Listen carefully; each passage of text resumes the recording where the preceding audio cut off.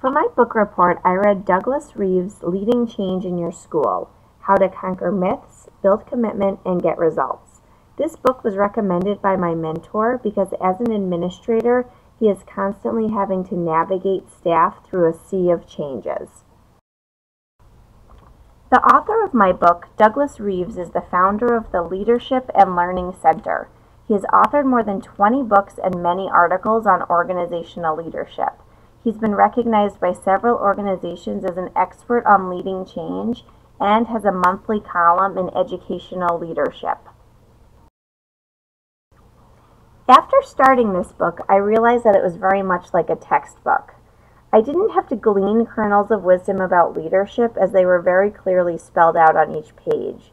With that being said, to keep this presentation within the time limits and to be able to give justice to the information available in the book, I'm going to focus on Part 1, Creating Conditions for Change. This section of the book helps administrators begin the change process. And as we're at the beginning of our journey to becoming administrators, I thought it would be a good place to focus. Reeves starts by highlighting the obvious fact that change is hard. If it were easy, you wouldn't find hundreds of books about it at Barnes & Noble. The thought of change provokes anxiety and fear in people, regardless of how significant or insignificant the change may be. Change is often seen not just as doing something different, but as losing what you previously had or knew. This feeling of impending loss can be so overwhelming that it prevents people from changing at all, even in life or death situations. Reeves gives the example of a drug user that is so afraid to lose the feeling that comes with being high or the relationships associated with using that a person would rather die than give it up. So what can you as a leader do to stop the association between change and loss? Reeves says that you can't reduce change-based anxiety with speeches and memos. He suggests using the psychological principle of reframing, where you place new behaviors in perspective by identifying what will not change. Leaders must reframe change from an overwhelming and pervasive threat to a modification of practice within the broader picture of affirming people and what they've been doing effectively. For Reeves, this is not just semantics to appease people, but an important leadership principle. Before attempting to implement an instructional change in your school, Reeves proposes a simple experiment. List all of the initiatives and programs that your school has started within the last 5 years. Then, list those that have been discontinued as the result of careful evaluation and weeding. The first list is always longer than the second. In education, we have a tendency to jump at any shiny new object or flower that comes along without considering everything that we're already doing and if it's working or not. If we keep adding initiatives and expecting teachers to implement them with the same amount of resources without taking any of the old ones away, organizational effectiveness will decline and no initiatives will be implemented with fidelity.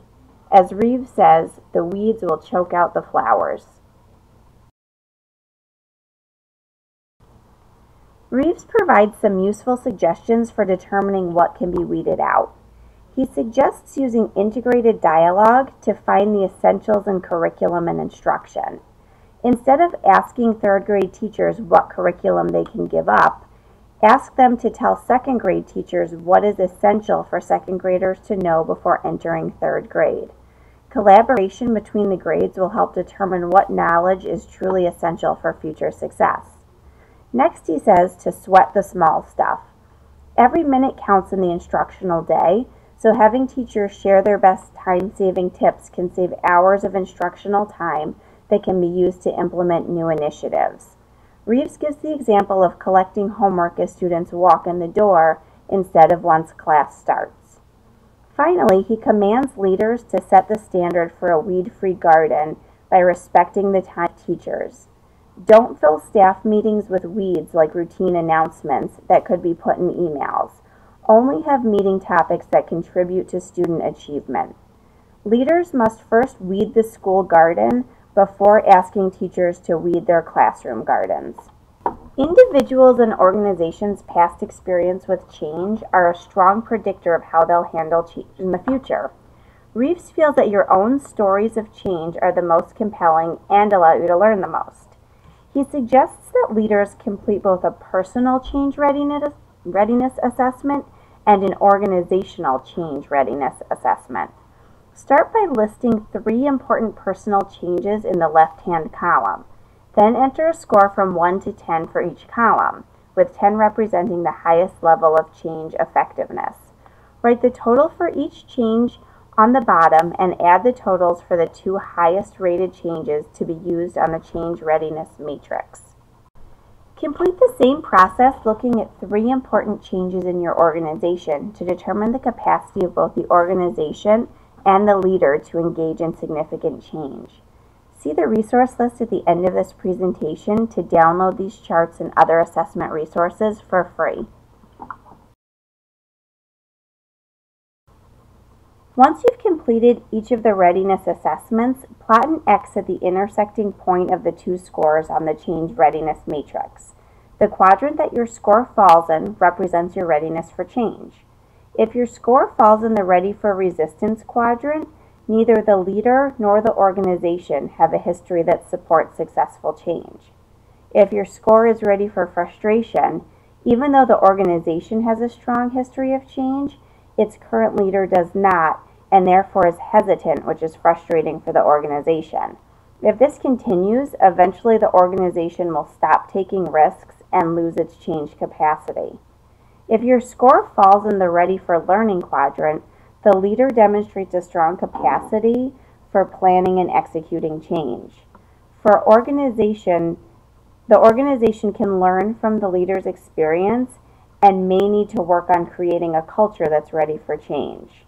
Finally, if your score is in the ready for change quadrant, both the leader and the organization have strong capacity for change and can adapt readily to shifts in environment, culture, strategies, and resources. Once you've assessed your readiness for change, Reeves suggests you turn your attention to culture because he feels that you cannot change behavior without first changing culture. Reeves simply defines culture as the way we do things around here.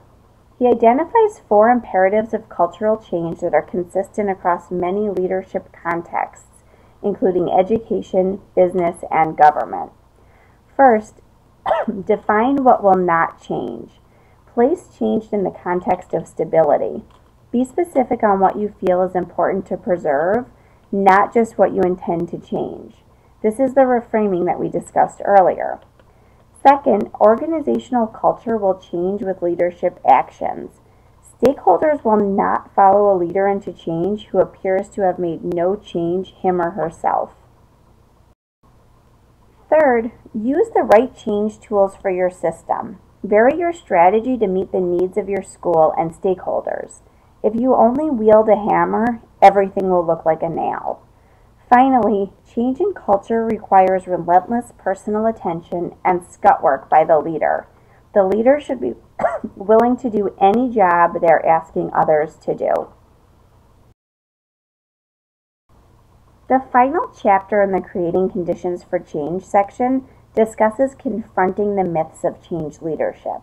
While myths are important in many belief systems because they provide an explanation for a phenomenon that can be challenging and confusing, deconstructing some popular leadership myths will help to create more present and effective leaders. Myth number 1, plan your way to greatness. While planning is certainly important, a negative correlation has actually been shown between schools that put excessive emphasis on planning and their student achievement. Reeves feels that if you can't write your mission and values on the back of your business card, then they can't be influencing your daily reality. Myth number 2, just a little bit better is good enough. While it's easy to say that a little bit is better than none, incremental change will not impact schools. Moderate or occasional implementation of change initiatives is actually no better than no implementation at all. Myth number 3, we want you to change us. Really? People are most enthusiastic about change that impacts others, not them, because change that impacts them is a loss. Myth number 4. People love to collaborate. As social animals, shouldn't we love to collaborate? Teachers are happy to be social, but there's a big difference between being congenial and being collaborative. True collaboration requires time, practice, and accountability. Reeves gives the example of saying your school is a PLC, but then giving no time to work together. He considers that delusional. Myth number 5. Hierarchy changes systems. The role of the hierarchy is traditionally to communicate the essential change message. In school, this is like the children's game of telephone, with the message being more and more distorted as it moves from superintendent to the classroom. Networks are a much more effective means of communication. Myth number 6. Volume equals volume. Just because those that resist change may speak the loudest does not mean they speak for the majority. Often they make up a very small percent of the entire staff, which Reeves deems the toxic 2%. Spend your time focusing on the large majority that are ready for change. Finally, myth number 7. The leader is the perfect composite of every trait. For every historical biography of a great leader, there are thousands of untold stories of the team members who helped them accomplish their success. Leaders will be better served to create teams that possess a wide range of leadership traits than to try to exhibit all of those traits themselves. While the first section alone is full of important kernels of wisdom, here are the ones that stood out the most to me. First, change leaders must examine themselves and their personal examples before engaging in trying to change others. Second, leaders have to start by affirming people, then change their behaviors, then can change an organization. Third, do not introduce a new program until you remove at least one existing activity, plan, unit, or other time consumer. Finally, policy change without cultural change is an exercise in futility and frustration. As I said earlier, I focused on the first part of this book. However, the rest of the book also offered some really important information about planning change, implementing change, and sustaining change. I would recommend that anyone read the entire book. Here's the link to the website for the Change Readiness Assessment and other tools I mentioned earlier. There's also a link for the demotivating images that were shown in the leadership myths. There's some interesting stuff on there. I really enjoyed reading this book and hope that you have time to check it out between reading all the other books we have.